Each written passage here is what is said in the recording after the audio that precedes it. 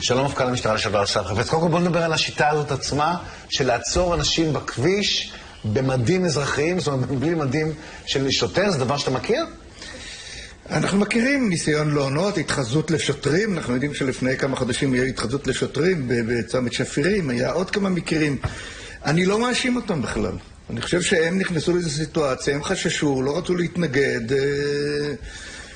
בכל מקרה, אזרחים צריכים לראות תעודה ברורה, קצת להתעקש. האם כאזרחים אנחנו יכולים להגיד שעד שאנחנו לא רואים תעודה מזהה, אנחנו לא משתפים פעולה בכלל? מותר לנו? נכון, בהחלט. לגמרי, נכון? צריך להראות תעודה, בעיקר אם הוא על מדים אזרחיים, הוא חייב להזדהות. שוטרים תמיד שהם באזרחים, הם ישר יוציאו תעודה, הם לא יגשו לך בלי תעודה.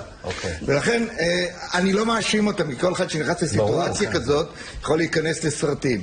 בעיקרון אבל, יש שיטות מרובות להעתיק את המפתחות. כל כך מהר, אבל היא אומרת שתוך שניות הוא החזיר לה את המפתח. איך שאמרה, יש כל מה שנקרא פימו או פלסטלינה, גם לפעמים עושים צילום. אנחנו יודעים שלפני כמה חודשים, או לפני חודש, היה בחדרה, שמו מצלמה מעל המנעול וצילמו את המפתח. צילום של המפתח על ידי מצלמה של הסלולר יכול לשמש לאפשרות להעתקה. בכל מקרה... כל כך פשוט. עם כל המפתחות החדשים היום, שרק עם כרטיס אשראי אפשר לשכפל אותם. נכון, יפה. על זה אני רוצה לדבר. אנחנו רואים פה שני סוגי מפתחות, אבל בואו... טוב, אוקיי, בסדר, בואו נתמקד בזה. אנחנו רואים פה שני סוגי מנעולים. א', אני יועץ של חברת מולטילוק. כן, זה גילוי נאות שצריך לומר. אני משתדל להיות אובייקטיבי, אבל למולטילוק יש ייצור המפתחות שלהם מאוד מתקדם, בית חרושת בארץ, ברמות הכי גבוהות בעולם, מוצרים מצוינים. יש את המוצר הזה שנקרא אינטראקטיב, שהוא כבר מפתח מתקדם שקשה מאוד לשכפל אותו, הוא רק אפשר לשכפל אותו אצל מורשים. הוא לא היה יכול לעשות את מה שהוא עשה אם היה להם את המנעול הזה. יש לכם באמת משהו יותר מתוחכם? לא, יש להם את של מולטילוק.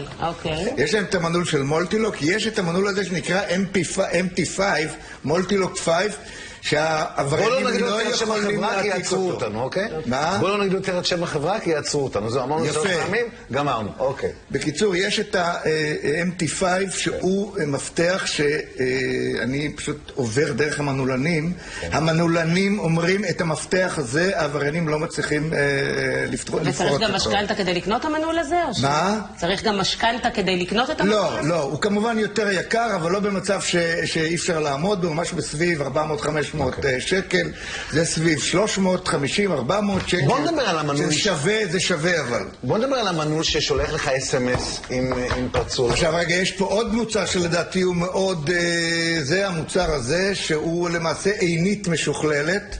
אנחנו רואים זווית של 180 מעלות כמעט. הנה, עכשיו אנחנו רואים מה שאתה רואה כשאתה נמצא בתוך הבית בעצם. ילד שיכול לראות את זה, אפשר לראות גם מישהו שמסתתר למטה, הוא מוצר מאוד בטיחותי, לא זול, אבל אני חושב שבנושאי ביטחון לא שווה להתפשר. תגיד, והאמרה שאין מנעול שאי אפשר לפרוץ אותו, היא כבר לא נכונה?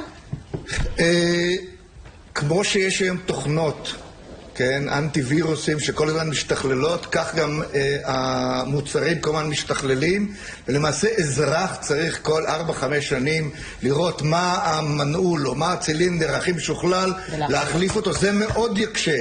בעתיד לדעתי צריך להגיע למצב לפיתוח של מערכות נעילה שכבר היום ישנם, שהמפתח לבד לא מספיק, צריך עוד משהו. מפתח בכניסה לבית. אבל אני רוצה...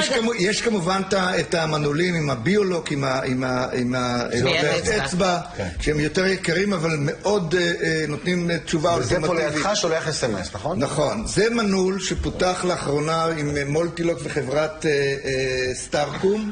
הנה אמרת את השם שם. שהוא למעשה מגובה סלולר ו-GPS, הוא יכול להיות על מכליות, על מחולות שנוסעות. למעשה הוא משדר כל הזמן מאיפה הוא נמצא, הוא גם יכול להיות מנעול תלי על חנות, שמאפשרת לבעליו להיות, הוא מתחבר דרך האינטרקום, הוא יודע כל הזמן לקבל אס-אמסים, יודע איפה, מה קורה עם המנעול, ולמעשה זה מנעול חדשני שאנחנו רואים לו עתיד גדול. אז יש אפשרויות כאלה, בואו נתכנס בחזרה אל הסיפור